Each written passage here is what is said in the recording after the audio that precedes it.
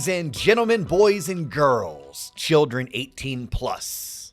You are tuned into the Loan Officer Podcast with me, Dustin Owen, and my main man, JC. John Coleman. DL was popping. We are going to jump right into prospect follow-up systems. Okay. Yeah, no bullshit, no beating around the bush. It is prospect follow-up system. And better yet, we should just call it systems. Okay. Systems. I'm a big fan of systems.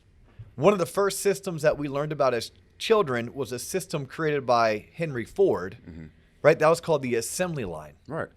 Anything we do in life, it's a lot easier when it's done predictable and it's systematized and it's process-oriented. That goes from how we start our day to how we lay out our week and our month, and it's also how we follow up with prospective clients. We have to be systematized. And I want to talk about the 31-day prospect follow-up system because we've mentioned it several times on previous episodes, and we've had viewers and listeners reach out to us saying, hey, I think you should do a whole entire episode just on the 31-day prospect follow-up system. Yeah. And I thought, hey, JC, I actually texted you yesterday. Yeah. You were working from home yesterday. You said you had a whole lot of edits. Yes. To me, honestly, John, that just means you're really hungover from the weekend. But, I mean, whatever. You got a quote-unquote a whole lot of editing to take care of yesterday. It was easier if you did that from your home office versus if you came into the branch. Yes. You would be inundated with requests from the loan officers that you support on the daily. Yeah. Right? The marketing team would be reaching out to you with their latest and greatest new project. There you go. So you stayed home to take care of some editing. Yep. Or, let's be honest, you partied your ass off over the weekend and you couldn't get out of bed. I don't lie to you. I tell you, and I tell everybody this, the only people I lie to are my wife and my parents. I'll always tell you the truth. Okay. All right. Well, and you should know this about me. Yeah. I was taught by my Uncle Chris, who used to run car dealerships and car lots. So I stole this from him. Yeah. He said the only good excuse for not coming to work on time is, hey, Chris, look, I am hungover. Had too much. I took 3 Advil. I'm drinking a Gatorade. I'll be in as soon as possible. He said, but don't not show up. Yeah. Don't not show up. Yeah. So I took that from him. I probably learned it when I was like 22. Right. And I have utilized it at various opportunities when onboarding newer associates. Okay. Right. And I share it with you as well. Thank you. There's nothing wrong. I'm going to use that. When the time is right, I will pull that card. Okay. Yeah. Back on systems, back on processes, back on the 31-day prospect follow-up system that one of our viewers or listeners reached out and had requested that we just do a whole episode. So this episode will be geared primarily around the 31-day prospect follow-up system, but I want people to understand that particular follow-up system is good for one particular type of prospect. I'm going to recommend other types of follow-up systems based on the type of prospect or lead it is. Okay. All right? But before we get started, let's remind anyone who's tuning in for the first time, these are the places where we can be seen and we can be heard. We can be seen on YouTube at the Loan Officer Podcast. That's the name of our channel. We can be heard on Apple, Spotify, Google Play, or anywhere that you can find podcasts. We are the Loan Officer Podcast. We have social media platforms out the wazoo. We're on TikTok. We're on Instagram. We're on Facebook. And we're even on LinkedIn at the Loan Officer Podcast. At the Loan Officer Podcast. And if you ever want to connect with me individually, I am Dustin Owen on LinkedIn. It's a great way to connect with me. I'm pushing close to 10,000 connections. 10K. And you're John Coleman, easy found. Just Google it. Just Google it. Yeah. All right, perfect. Let's go. So let's go. Let's rock. Let's go ahead and rock and roll. Okay. Let's talk about the 31-day prospect follow-up system. Let's do it. Here's why I love this system. It requires zero technology. You don't need an iPad, an iPhone, a Droid, a laptop, or some crazy gaming PC in order for this particular prospect system to work. Okay. What you need is about a $20 to $30 budget and a trip to Office Depot or Staples. That sounds manageable. Very manageable. It's called the 31-day prospect follow-up system, John, because what is the maximum number of days in a month? 31 would be the maximum, Dustin. And what's the minimum? 28. 28, yep. And every fourth year, there's 29. There you go. Yeah. But 31. So it's a 31-day prospect follow-up system. It is used old school. Pen, paper, folders. Whoa. Look, some people are already, D.O., you're killing trees. D.O., you're not looking out for the environment. I don't know. I promise you I am on every other aspect of my life. This one particular time, no. We're going old school. We're stripping it down to the core, the most basic. And until you dominate this, you're not allowed to move on to technology. How about that? Damn. Until you dominate the 31-day prospect follow-up system, you're not allowed. Okay. Okay, so what you end up with is you end up with actually 2 file drawers, which, by the way, when I mentioned going to Office Depot or Staples, it's because you can actually purchase portable filing cabinets, right? They're made of cardboard and plastic typically. They're not that expensive. So imagine you having 2. The top filing drawer has hanging folders. You know the green hanging folders, and then inside of those you put the manila folders? Yep. They're labeled 1 through 31 for the up to 31 days in each month. And then the second file drawer is labeled January through December. That represents the month of the year, or the months of the year. Right? Pretty straightforward, pretty simple. I got you. All right.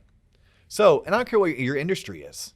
Like, you could be a credentialing consultant like my sister Melissa. You could sell life insurance like my buddy Mike Sue. You could be a mortgage loan originator, or you could be a realtor, or so many other sales jobs or careers that require you to keep tabs on people who have reached out to you regarding your services and your products, and you want to make sure you follow up with them. Right. You could even use this. Let's say you are targeting accounts. Maybe you sell business to business. You could use this as a way to organize. You know that you need to text them, email them, call them. Your job is to get in front of them to pitch your service, your product, etc. Yeah. So this doesn't just have to be people who do consumer interfacing. This could be a multitude That's a great point. of businesses, a multitude of ways of staying in front of people who are ultimately going to help you pay your bills. Right? Ultimately, your job is to bring in revenue. When you bring in revenue, your company makes more money. When your company makes more money, hopefully you make more money. And it's a little bit of a waterfall action going on. So the example I'm going to use is that of a mortgage loan originator. Okay, this is the Loan Officer Podcast. That's the one industry I probably know the best. Yeah. All right, so John Coleman, you're referred to me by your realtor, Susan Ballou. Shout out to Susan Ballou, by the way. Shout out, Susan. And you talk to me, and our conversation goes great. And I find out that you're a first-time home buyer. I find out that you're married. I have an idea of what your budget's going to be. I have an idea of the type of loan I think you're going to end up qualifying for and choosing. But you leave it like this with me. Hey, I need to talk to my wife tonight, and then tomorrow we will go online and we'll complete your application. All right, so I look at my watch and I say, okay, well, today is Tuesday, July 13th. Tomorrow will be Wednesday, July 14th. I want to follow up with John Thursday, July 15th. So what I've done is I've grabbed a manila folder. I wrote on the very top of it, Coleman, comma, John. Inside of it, I hand wrote some notes. So all I need is like a Bic pen here. Hand wrote notes. John equals first-time home buyer, referred by Susan with Charles Ruttenberg Realty. Comfort monthly payment, $1,800. A equals, or assets equals, $10,000. More than likely going to be FHA because his credit is average and his down payment is low. Plans to complete application with wife tomorrow. And then I put that inside of the number 15 folder in the top. Because number 15 represents the 15th day of the current month. So The next day when I come into the office, if today truly is the 13th of July, what folder am I going to grab? The 14th? Yeah, the 14th. Do I know who's in the 14th? No. Yeah. Do I care who's in the 14th? No. Nope. When I grab all those manila folders that are in the 14th, I'll open each one. I'll look at the top of it. It'll have last name, comma, first name. I'll, for me, open it, look at my handwriting on the inside, and from there, my notes will tell me when I last spoke to them, what we talked about, what they're trying to accomplish, who referred them, and why I put them in the 14th. They may have been put in the 14th because I talked to them 2 weeks ago. And 2 weeks ago, they told me, hey, we're going out of the country on vacation. So I don't have time to talk to you. Right.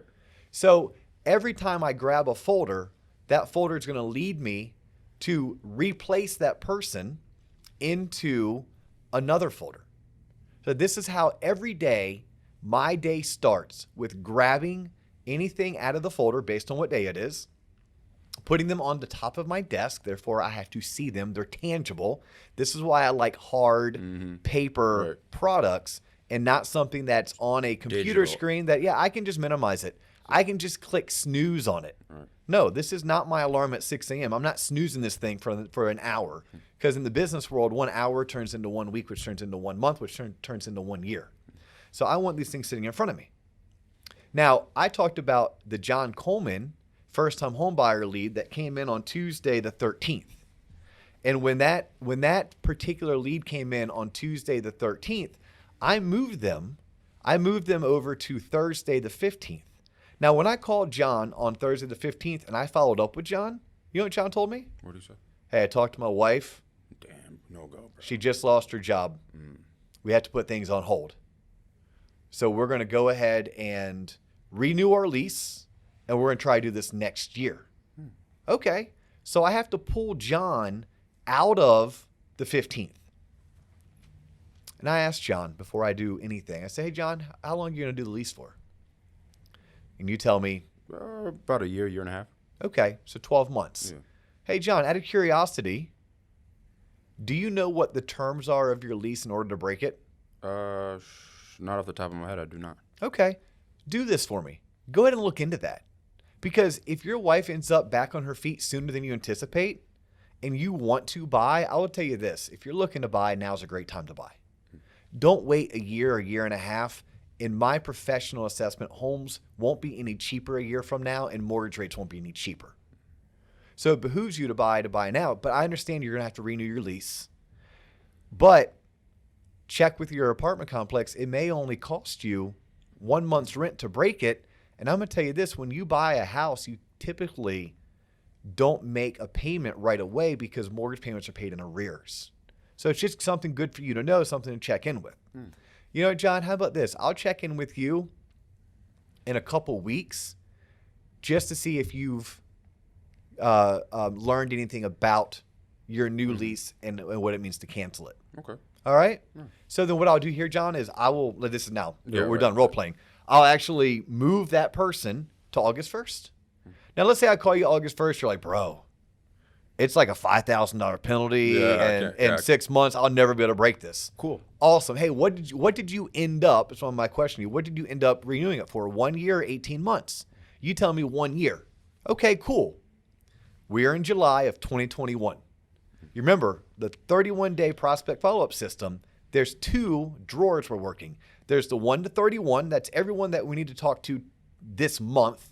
And there's also the January through December. If you're renewing your lease in July and it's a 1-year lease, that means it's going to expire the end of June. Well, I don't want to talk to you at the end of June about buying a house. I'll be too late. I want to talk to you probably end of February, beginning of March. So I'm now going to take that manila folder that I originally created on Tuesday the 13th. I thought I was going to have an action on Thursday the 15th.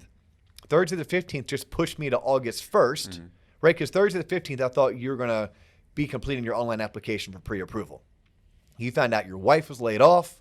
So now we pushed you off to August 1st only because I want to know, is there a chance that you could potentially buy a home sometime this year if your wife lands back on her feet sooner than later? Because maybe your apartment complex has very flexible lease breaking rules. You told me they didn't when I talked to you on August 1st, so therefore I now moved you to February. John Coleman, I've forgotten about you. Until you call me, I have forgotten about you. But you know what I won't forget about? On February 1st, when I come to work, it's a new month. I need to grab all the folders that are currently in February. I need to throw them on top of my desk. And I'll start thumbing through them. And I'll see John Coleman. John Coleman. Why do I know that name? Why do I know John Coleman? I'll look at my notes. You were the first-time home buyer who was referred to me by Susan Ballou, who I thought was going to try to buy last summer, couldn't because your wife got laid off. Right. You renewed your lease. Your lease expires in June. Let me call you to touch base, see how things are going, because I want to be the person that you use when you do decide to buy, and I want Susan Ballou to be the realtor that you use. And maybe Susan got too busy, quote unquote, too busy to stay in front of you, but my system didn't.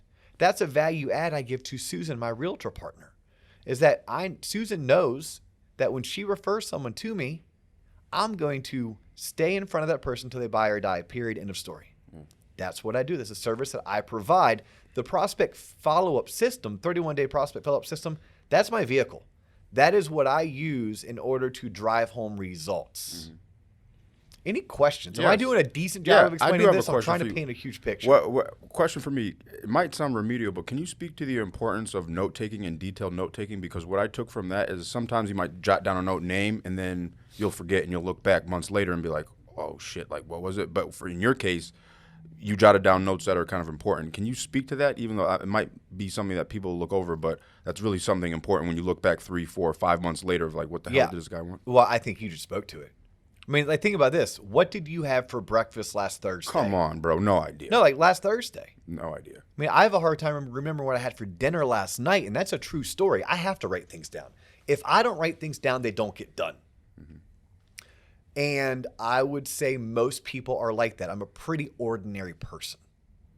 Back in my late 20s, early 30s, that was a hard pill to swallow. I always wanted to be extraordinary. Then I realized, no, I'm extraordinary. Most people are that way. Don't fool yourself into thinking that you're not. Anyone that has me as a guest in their restaurant and you're my server, write down my freaking order. Please, write it down. I don't trust that you're not going to screw it up if you don't write it down. I will tip you better if you write it down. If your general manager tells you that it's tacky to write it down, have your general manager come talk to me. And I'll say, look, I'm going to tip this person better, and I'm going to continue coming to your establishment if they will continue to write it down. Right. Yeah, write it down. It's you hit the nail on the head. It's very important. You have to have copious notes across the board. You never want to leave anything up for guessing, for assumption. And then at the end of the day, that would leave you at fault for not knowing. I never want to be at fault. I always want to know I COIA'd. Right? I always want to make sure that I covered all of my bases. And it's the whole an ounce of prevention's worth more than a pound of cure. For me to spend 3 minutes to write, by the way, legible notes. God. I can get real busy and start writing like a heart surgeon. Yeah, and then you're like, what does this say? I'm like, what language? Right. It looks like Sanskrit. You know, it's I don't speak Arabic, but it looks like I wrote in Arabic. You know? Yeah. Now, I promise you that was English I was trying to write in. Yeah, no. Detailed notes. You can use your own shorthand. Like, you'll see me write LVM with a circle around it, left voicemail. And I know what LVM. So I can do LVM 7/12/135. Okay. Well, 7/12 was the date, 135 was the time, and I left a voicemail for the person. Yeah. Because that may be my note, by the way. I may have come in today on Tuesday, come and look at my watch, the 13th, and it was LVM 11:45 a.m., 7/12, and I just moved them to 7/13. I moved them again to 7/16 because my last notes were that they were hot and heavy in the buying process and they had to buy something before school started.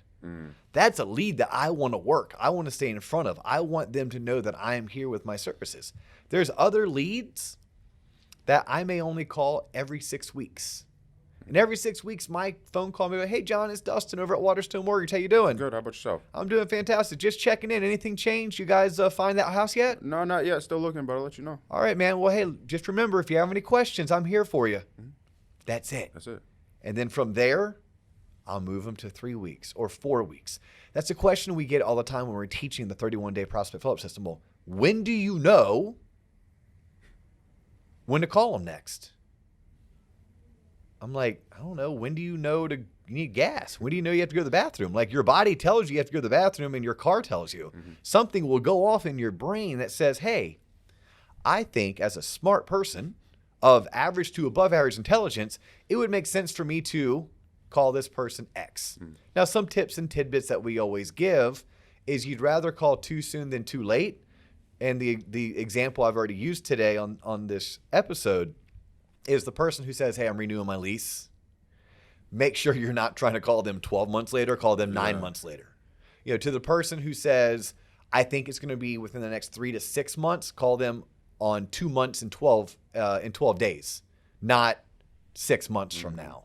Things change.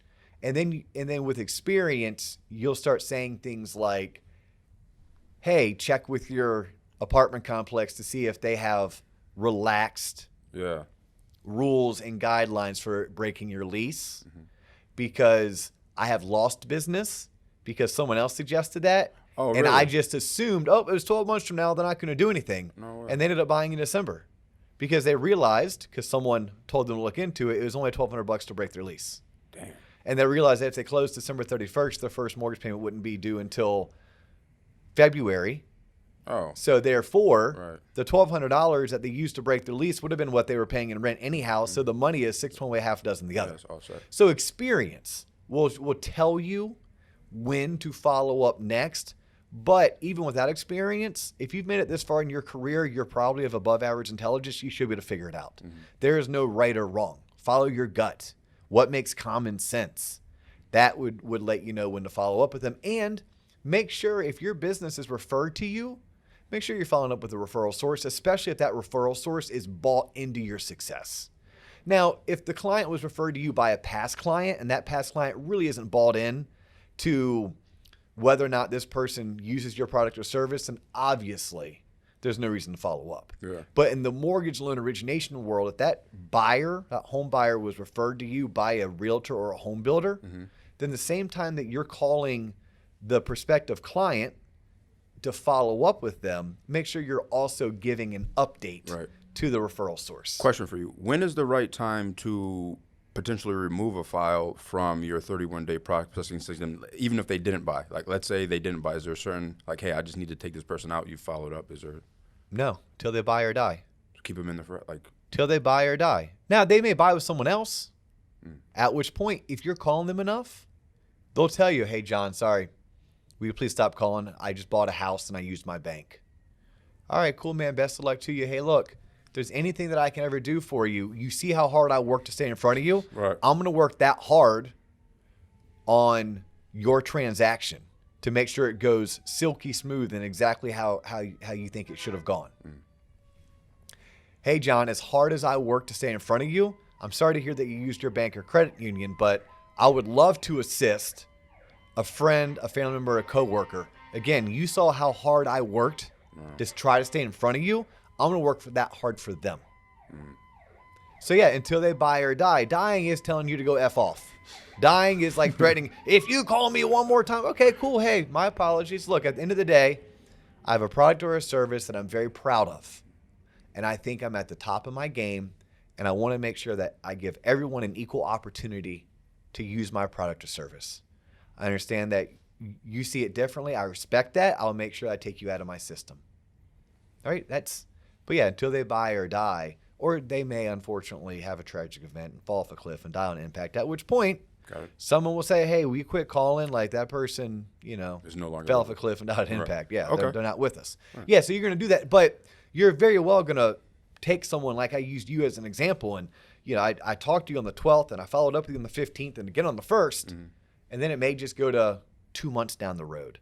And then in 2 months, it may go to 6 months down the road. What's the longest? Mike Smalley, ready? I'm going to use this. I saw where you were going with this. Mike Smalley, who's been a guest on this show multiple times because he's my business partner and a hell of a mortgage professional. 3 years? 3 years. He has clients. He calls it his TBD system, to be determined. Mm-hmm. He has clients in his TBD system for 3 years. No way. And he closes them. He'll tell you the reason why he closes $100 million in mortgage volume on an annual basis, where the average is like 10 or 12 million. He does 10 times the average. He does a better job of following up than you do. Period. End of story. Damn. Like, is he more experienced? Sure. Is he smart? Sure. Does he get mortgage math very well? Sure. Mm-hmm. But that came with experience. Right. The prospect follow-up, you didn't need much experience. You just had to do it. You had to do it religiously, right? You had to make it a top priority to do it. And I love the 31-day prospect follow-up system. Now, we're getting a little bit long on time, so let me jump to when I think the prospect follow-up system or the 31-day prospect system won't work, and you may utilize something that's more technologically savvy. Okay. In my experience, the 31-day prospect follow-up system is really good for warm leads. Warm. Yeah. A warm lead is they were referred to you. You've already had a good conversation with them. You had a chance to build rapport. That is a warm lead.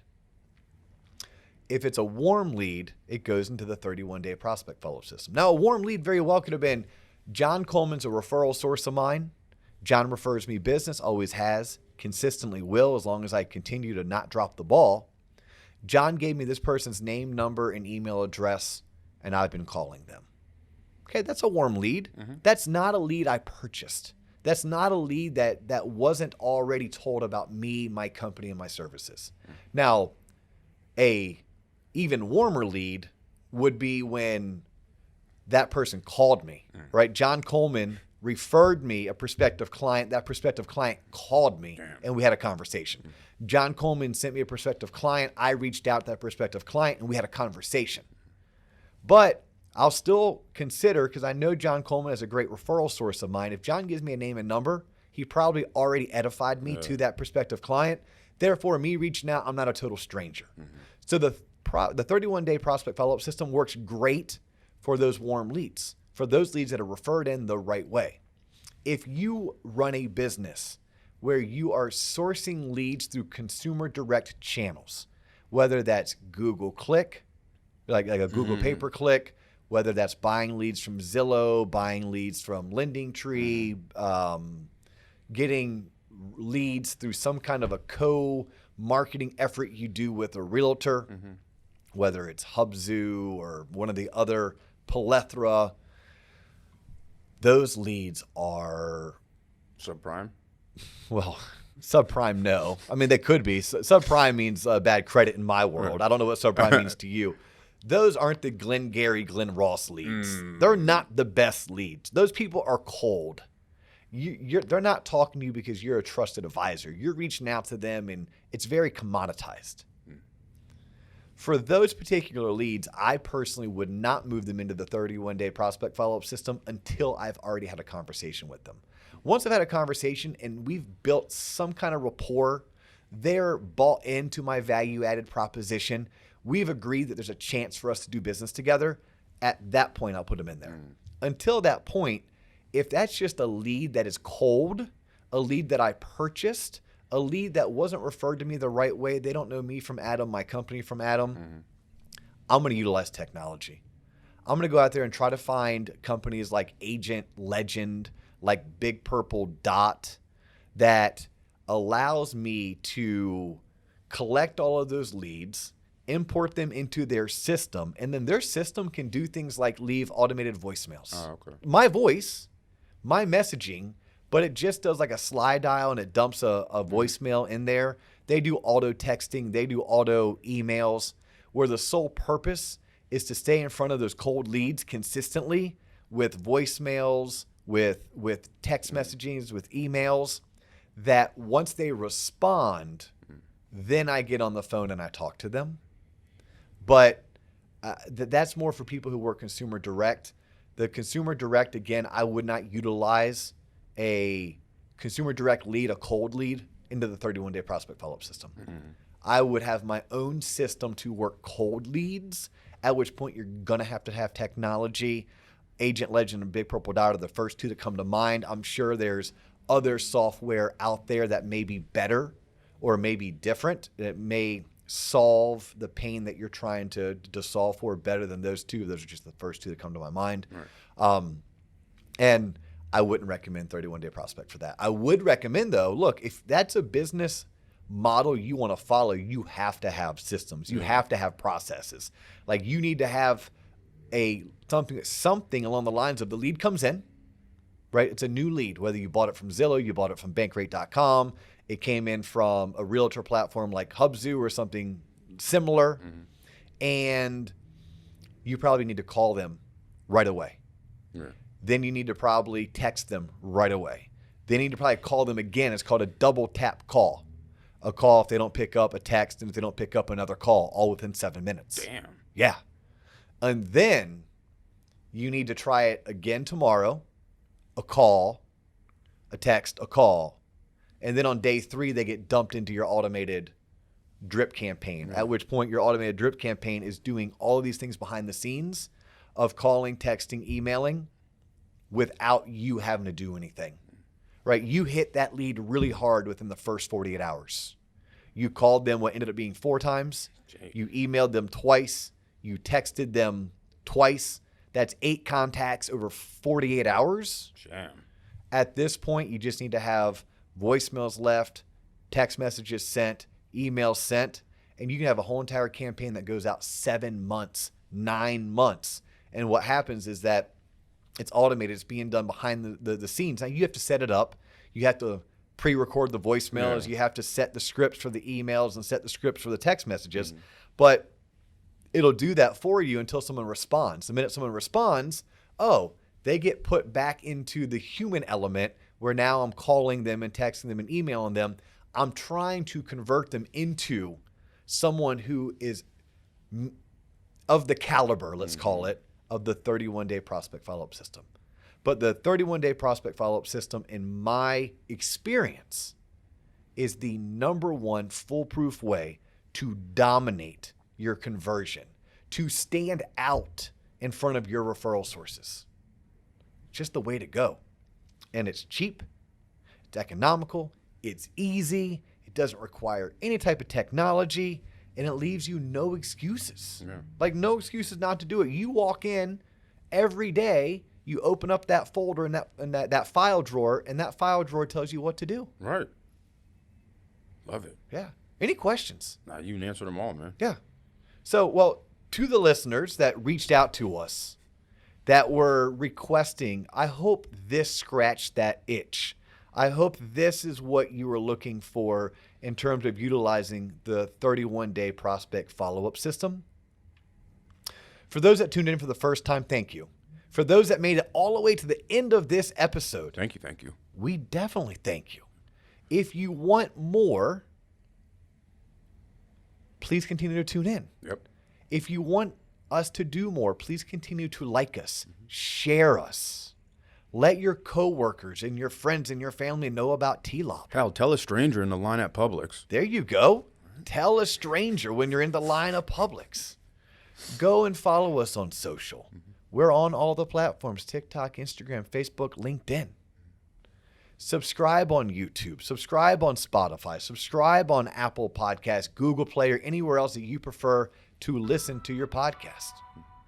Check out our forthcoming website, tloponline.com or theloanofficerpodcast.com. Yep. And keep on tuning in, and we'll catch you on the next episode. He's John Coleman. I'm Dustin Owen, and this has been the Loan Officer Podcast.